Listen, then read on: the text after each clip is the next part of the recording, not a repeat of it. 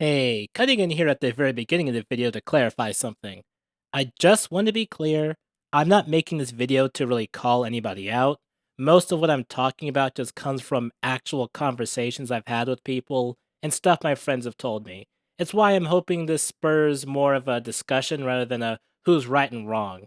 I'm also just concerned about how these buffs will manifest since Hoyoverse may or may not be taking in player-based suggestions when following them.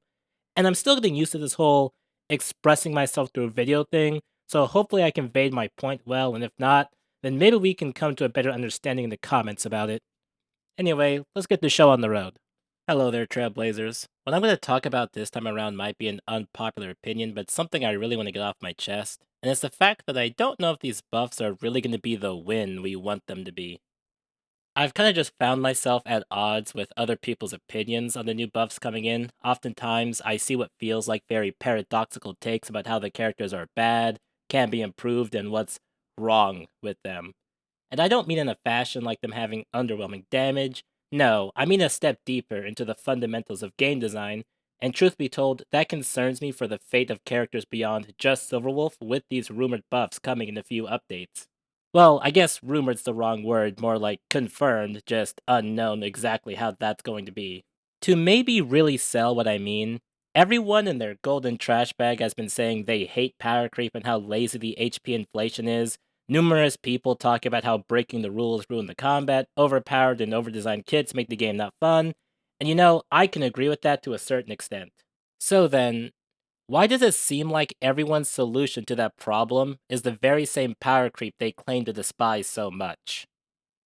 I've looked at some videos going over the topic, and well, comment after comment, even some of the takes in the videos themselves have gone the route of trying to fix older units by just removing the elements that kept them more balanced in the first place. I've seen people say that the 1.x characters are designed poorly. I'm sorry, but as I recall, everyone had a blast playing 1.x Star Rail. What version of the game is everyone comparing the new updates to, if not that? What is everyone basing their opinions of the new OP characters on, if not 1.x Star Rail? The version of Star Rail everyone was saying required actual strategy and game knowledge to play. How did the script get flipped here? I thought it was clear as day that what happened was that the content stopped facilitating the hypercarry meta and started requiring you to either dual DPS or have multiple sub DPS characters on a team. I mean, look at Ling Sha. She can literally be played as both a crit follow-up DPS and a break DPS, and she's supposed to be a healer. Hat Blazer is a direct example of this. He's really more of a sub DPS than a Harmony when you break it down. He only provides the one buff, and that's enabling Super Break. To be fair, he also buffs the Super Break damage, but that just happens from the first buff anyway. Look at how stacked the follow-up team is. The Fart and Rat teams are both quite literally quad DPS teams. And to be clear, I don't mean to downplay how great of a unit Hat Blazer is. That's more just my own personal opinion. I do actually believe being able to turn every single character in the game into a Super Break DPS is pretty massive and commendable. In my opinion, 1.x was designed perfectly fine. Hoyo just updated HSR into a different game. How is Jinglu supposed to compete when her team only had her dealing damage, and there's no way to make her deal her damage as fast as Acheron does? Now look, I love Jing Yuan. He's still my favorite unit. I bought Sunday just to make him OP. But can we all not pretend like Sunday actually expands on anything in the summoner playstyle, and he instead just turns off the deliberate balancing restrictions imposed on it? I'll come back to that later because I think it's a great segue into the title character of this video. I'll be honest, I've seen a lot of the same take on how to fix her kit, and I've hated it every single time. Just make her AoE/blast. Now look, there's many things I can get into about that, but the most obvious one, Well, no shit. in my honest opinion, that's just lazy game design, and no, we shouldn't just remove single target from the game. Silverwolf may be Nihility, but just the same as Luca, she was clearly designed to play like a hunt character. She's supposed to focus down a single target, barraging them with debuffs, crippling them until they falter. For all the talk people have about poor character design, they made Silverwolf very lore accurate. Do we recall the fact that Silverwolf only stopped her initial assault on Skrullum because the human need to sleep overcame her obsessive thrill seeking? That is an aspect of Silverwolf's personality that would explain why she would have hunt attributes in her gameplay. Should we really just get rid of that for the sake of convenience? Rather than trying to keep interesting gameplay, make her kit more generic general use? And then, many people want to keep saying we should just get rid of the random weakness roll on her skill. And wow, I thought we all had an issue with guaranteed weakness implants like that after the break meta. I remember that phase of discussion and how it led to issues and the overwhelming break supremacy. Hell, people said Silverwolf was already OP with this weakness in her kit. Yeah, back in the old days at least. And I saw this in a Musan Caffeine video where he said that they should bump Silverwolf's ult Death Shred up to 55%, and at the same time said 60 and up would be too much. And to quote, because her ult Death Shred should do more than 5% of a 4 stars. Yeah, but that kind of just ignores the fact that Silverwolf already reaches 53%. You just have to read her talent and realize that she actually gives you access to 8% Death Shred all the time. And then if you add in pearls, you'd actually hit 69%. So actually, Moose's calculation drops her off at 79%, not 71. And now you might say, Warden, that's only a difference of like 8%. It's not that big a deal. And yeah, but are we just gonna ignore the fact that we are shredding basically 80% of the enemy's defense, and at the same time he wanted that to be radially? Is that not problematic? Silverwolf actually does have more than 5 Death Shred than a 4-star. You just had to read her whole kit to see it. She already reaches the value just off by 2% before that suggested numbers bump. These takes and observations irk me severely because all they do is strip away unique design space, ignore the character's personality that you can interact with through gameplay, and just facilitate the very same power creep we all hate. I'm sorry, but maybe we can all agree that removing intended restrictions and weaknesses isn't a good way to design a game if you claim to actually want to experience some form of challenge. Especially when those very restrictions or weaknesses are there to be played around. Remember what I said earlier about Sunday and Jing Yuan? I saw this comment. Someone said that Jing Yuan finally got a synergistic support and that's why he's good. He was always good, he just didn't have his partner yet. Okay, but what about Sparkle? You know, the character who had Jing Yuan as her rerun 5-star? Sparkle fixed the one issue he really had, and it was the fact that Bronya's buff would wear off after one of his turns. You know, the turn he would immediately get? Unless you have her E6. Sparkle gave him access to a massive damage increase that allowed him to use his ult without having to hold on to it and missing out on any potential energy charge, and it kept his Lightning Lord dealing consistent damage. How is that not synergistic? Sunday takes it a step forwards, and I feel it does something worse. He turns off one of Jing Yuan's restrictors that served as a balancer. Advancing the Lightning Lord feels awesome, okay? I won't lie. I main Jing. Watching my run die because Lightning Lord was fully stacked and couldn't jump over the cycle turnover hurts like hell. But that was the intended design of his kit, and it was how you were supposed to design your team and formulate your strategy around accommodating. Jing is supposed to attack 3 times before Lightning Lord drops. That's why it's slow. Sunday addresses that issue by just removing it as an obstacle. Sunday being the perfect buffer is him just saying all those frustrating mechanics, don't even think about them anymore. You don't lose the buff anymore. You don't worry about CC anymore. Lightning Lord enters the turn order faster. Sunday actively encourages you to just think less overall when playing Jing Yuan. What do you actually have to worry about? And all of that stuff feels very convenient. But here's my issue. While yeah, Jing Yuan is far easier to play and use, is that really the Jing Yuan experience anymore? Are you actually trying to manage those weaknesses, build a team to prepare for the worst, and try to recover should a bad CC happen? Or is your Jing Yuan now just an extremely stacked beat stick? Similarly, let's look at Sparkle and go over some of the suggestions I've heard people say to make her a better character. Give her 100% action advance, a full 2-turn buff timer, and make her attack buff universal. Why should Bronya and Sunday even be in the game? In fact, How much stronger would Sunday's kit have to be in order to overcome this? Sparkle would already be able to buff 2 DPS units with, if you have my build, 165 crit damage continually. She'd only be giving 10% less attack than Bronya, which that attack increase is part of what keeps Bronya competitive with these other two units. Does that sink in? See how Sparkle could easily become the most broken character in the game if you just removed limitations? People clown on her damage buff falling off because Jing Liu and now the Herder will lose it on action advance. Well, that should be a good thing. If there can be downtime in that high buff window, it means enemies don't need to have more health to compensate for that.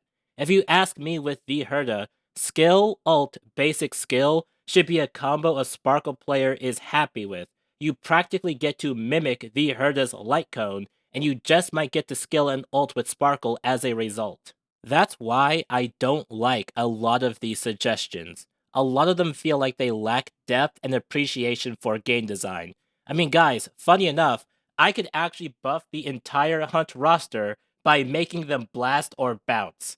They just wouldn't be Hunt characters anymore if I did that. Just like, to me, Silverwolf wouldn't be Silverwolf if you followed that buffing pattern. I've played her since 1.5, when I got her alongside Argenti, and in all that time, she has always been at her most fun to me as the best in-slot partner to Dr. Ratio, because she would load up the first enemy with debuffs and let Ratio just absolutely go to town on them, while also giving him access to full damage and breaking. And since I ran Breakwolf, I could allow her to focus down the second enemy for a break, dealing 80k in break damage and having Ratio back her up by dropping his ult on them.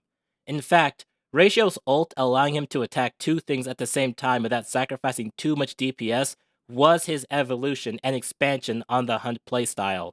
That's an aspect that made him unique. It did not need to set a rule, and I'm glad it didn't.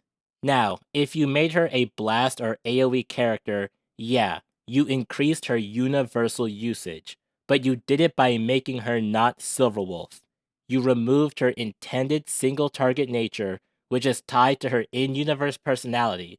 Silverwolf applies a lot of debuffs, but the trade-off was that she was a single target unit, which spurred you on to focus a target down and then move on to the next one. Now you might say, well, if she was blast slash AoE, it'd be the same thing, wouldn't it? And yeah, you'd be absolutely 100% correct. But that would have been wildly OP, and it facilitates power creep. The limitations dictated how you played Silverwolf and kept that kind of power out of the game. Tell me, if you did those buffs, why wouldn't you just press skill every single time? The random implant stopped you from doing that, and facilitated her basic attack since it has 3 chances to proc her talent. I don't think you should support this kind of buffing practice because it only creates more of an arms race. Imagine what the next mass debuffer has to do in order to justify you pulling them over just using Silverwolf. Hell, what would Zhao Che be like? Because if he released as is, him doing Ruan Mei levels of damage buff with Silverwolf stripping 80% of their defenses would have made them an unmatched duo. I mean, you can also pair Wolf with any Harmony if you did that as well, but I think we can see the problem here at least. And beyond that, yes, I want my Silverwolf to be viable in newer content. I pulled her for a reason, and it's because I love her design, I love her character, but most importantly, I love her playstyle. So why would I want that to change? And if my appeal to keeping the game unique and fun isn't good enough, here's my second argument.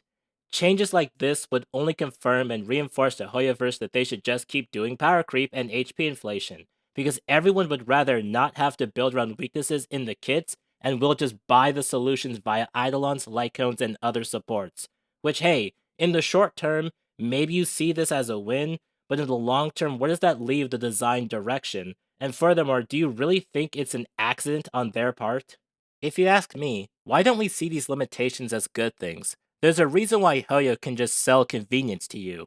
Let's take Silverwolf's skewed RNG weakness implant.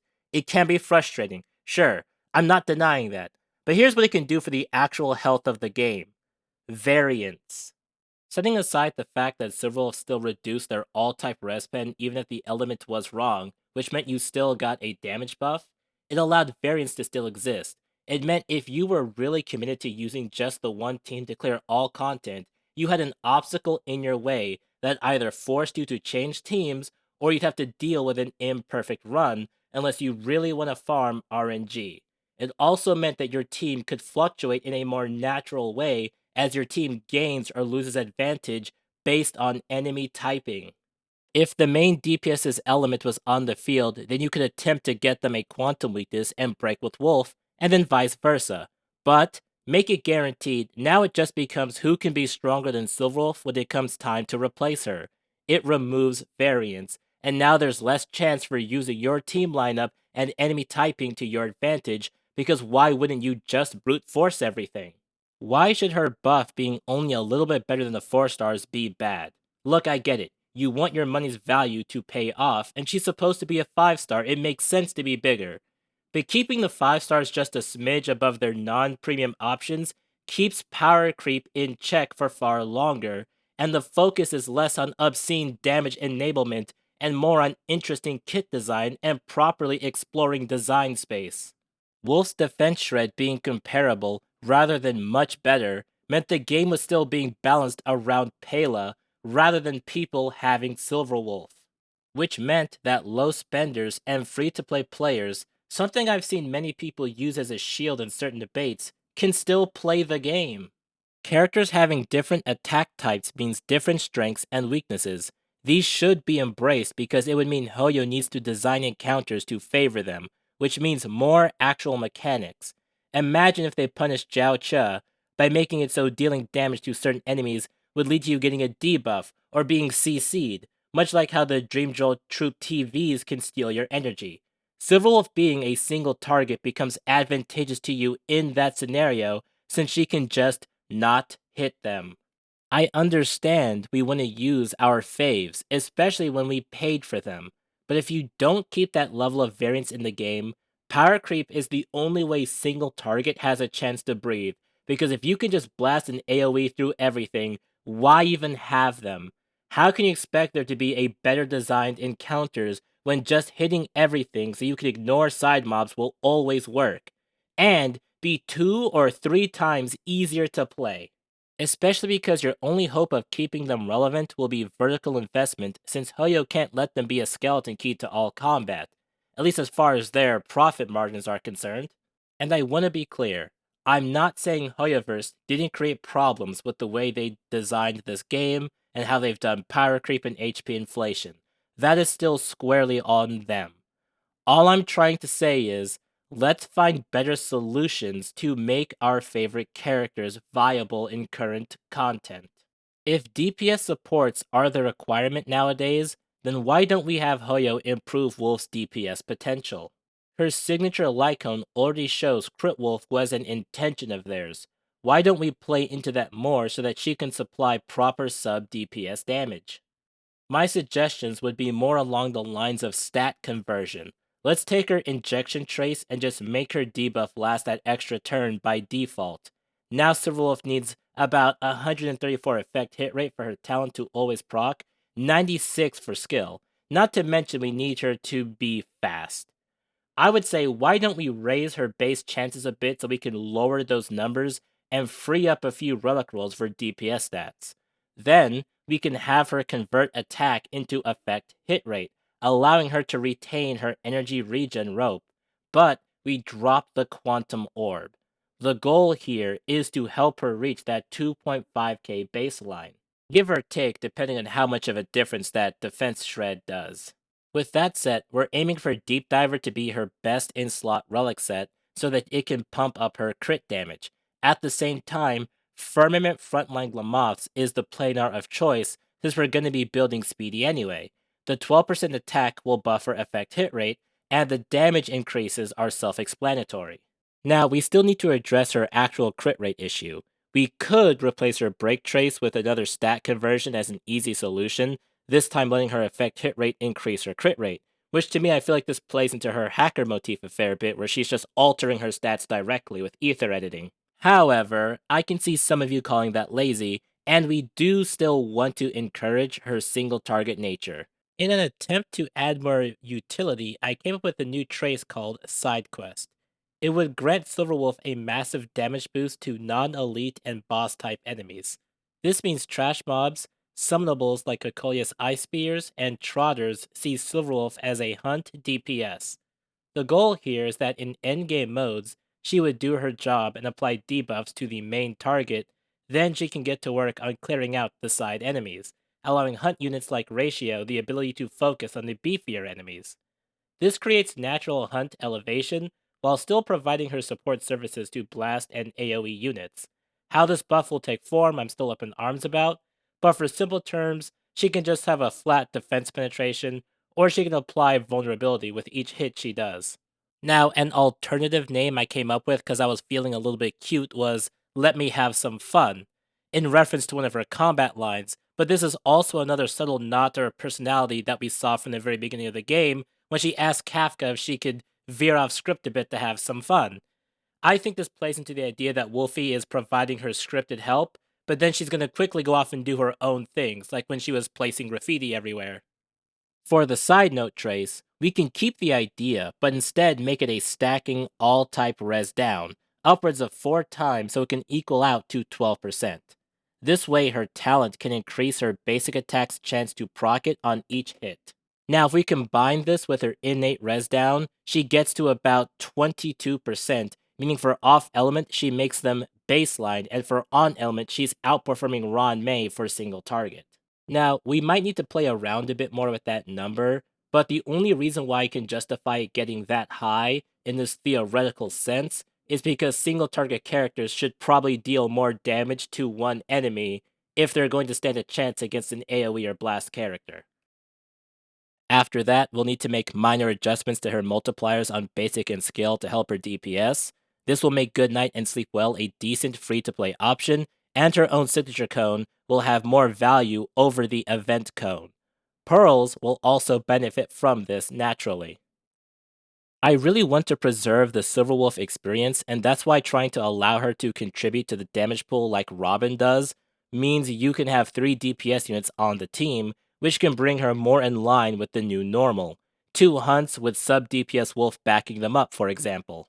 Furthermore, this also means she won't feel like a wasted slot when you put a Harmony unit on the team, since you aren't losing DPS output that's crucial to killing enemies. With what Jiao Che is able to get away with, especially at his higher Eidolon levels, I think it's clear that Silverwolf comes from an era where supports dealing damage was more just a gimmick or added bonus you could shoot for if that's something you wanted to work on. But HSR is now at a point where the entire team is expected to move that health bar a significant amount if you want a healthy clear time. Or your buffs being valued around 2x or 3x what the supports of old could do. Like I said, these changes are designed to allow Wolf to be able to kill side mobs or trotters and allow your main DPS the ability to continue attacking the actual boss in endgame modes, meaning your hunt characters aren't fighting a losing battle, like the recent MOC where AoEing the bosses and trotters is really the only way to win, unless you have extremely high invested brute forcing teams. At least from my attempts at it, you'll probably find other people better than me who can do it. I'm just being honest. I could tell you I beat Svarg with Boot Hill, but when you find out I had Rod May and Fugue and Gallagher on the team, you might not be that impressed. Especially when you see the Eidolons I have. Okay, well, it's mostly E1 Fugue, but I have Sig Cone for all of them. And I bet it gets even less impressive if I drop Gallagher and use Hat Blazer instead.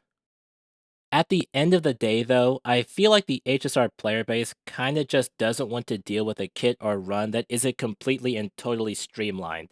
And I get that dealing with those things can be frustrating. It is by design to be frustrating to get you to pull those Eidolons and light cones. But if we completely remove any of those speed bumps on the character side, that means the only things to play around are on the enemy side. It might be hard for me to imagine the game being much different since I've played the same one for a long time now, but if every single unit can just be played completely straight like those buffs I mentioned for Silverwolf, or what Sunday does for Jing Yuan, while at the same time the player base expects to be able to clear all content with whatever team or characters they want, even if they are at the disadvantage. How much room does Hoyoverse actually have to introduce the type of gameplay people want to see? I mean, if Jing Lu is supposed to still be able to clear dot content, what mechanic is the dot team really playing into when realistically the enemies would be so weak that their natural dots beat them anyway? Is that the change people want? Where MOC is just a, hey, do you have X archetype? You just get to play Overworld Star Rail. Meanwhile, the Trotter gimmicks and turbulences are in place for everyone who doesn't fit that bill. But that would just kind of be the exact same issue, you're just seeing it presented differently. Or maybe just at a different time, where, essentially it's, hey, we know you have a dot character on the raid up right now, but everything that's a turbulence is just going to be follow-up or crit hypercarry based. And then it leads me to what everyone seems to hate about Aglaya, and the belief that she is really only going to be viable at E1 S1, at least from what I've heard people saying, because of energy issues and ultimate form downtime. You might say I am falsely assuming that Hoyoverse has to do this, but I'm not just going to assume the multi-billion-dollar company that got that money off predatory game mechanics isn't going to put the squeeze on you. They want to sell Eidolons. They need to show that the Eidolons provide a value add to your account so that you will either want it or feel that you need it. Realistically, I feel like having Aglaya's always in ult form for base kit wouldn't be better because they just rebalance her damage to put you in the same spot and then foist more crucial damage buffs into her Eidolons and Light Cone. It's that thing where the issues people have are features, not bugs. I feel like instead of trying to get every single unit to have a streamlined experience with no clunk, if we want to call it that, creates more problems than it solves. We should make sure that E0S0 will remain viable for clearing content, but more importantly, defining what that means. After a year, should E0S0 Aglaya or heck any character be getting 5 cycle clears with all 4-star units as their supports? I think we could all agree yes. But are people willing to put up with the work that'll be required of them to do that? Will unrelatable relic quality become the goal? Because that's what Eidolons and light cones and new supports mitigate. All that vertical investment is really however saying, hey man, you know that relic RNG? Just give us like $200 and forget about it. Limitations and restrictions shouldn't be seen as poor game design. They are there for trade-offs so that you have your characters actually specializing in things. Otherwise, you get characters like Ruan Mei. Ruan Mei is a generalist through and through. She doesn't excel anywhere other than being universally great because she doesn't have a single restriction to her kit. Robin's restriction is ult charge. It's hard to be in ult mode all the time, but damn, her ult sure is strong. And if you want to abuse it, you have to build your team around it or buy her light cone. Sparkle's limitation is her buffing style. It helps follow-ups and ult teams after turn. It's also a massive crit damage increase. The trade-off is that there's no cleanse and not 100% action advance, and it's not 2 turns. And then with Aglaya, ult uptime being down is going to be a trade-off. However, the benefit is 28 stab wounds. You didn't want to leave him a chance, huh? Did you feel anger? Hate?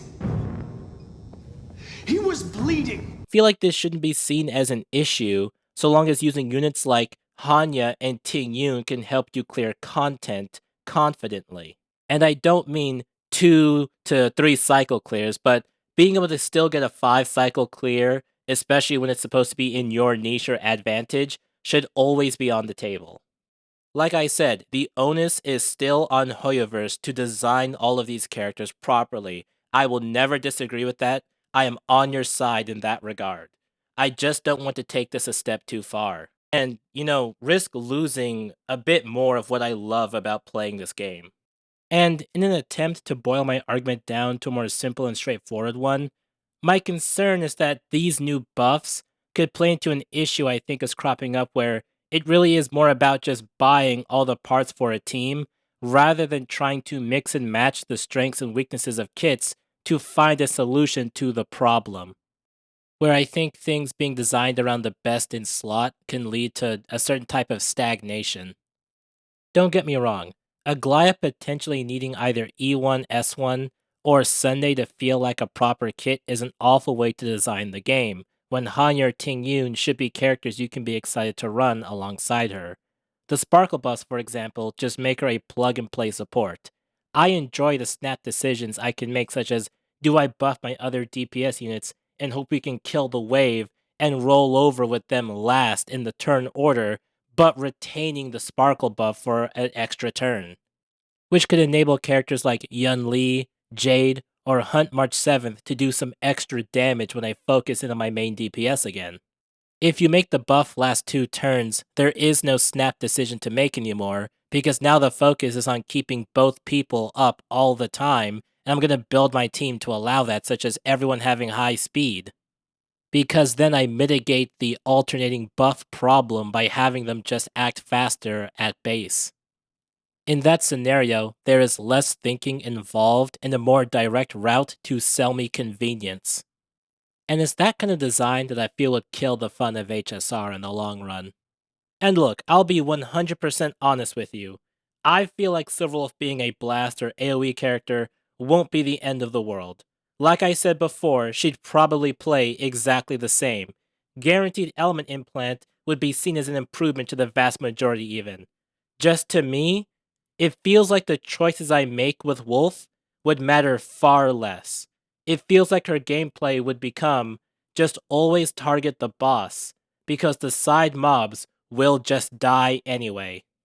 Those suggested buffs I mentioned for Silverwolf, to me just strip away her identity and make her take up way too much design space. And that doesn't sound fun, and that doesn't sound like the character I purchased back in 1.5. But what do you guys think? Do you agree? Do you disagree? Let me know in the comments. I'd love to get more perspectives on this. Though, one more thing.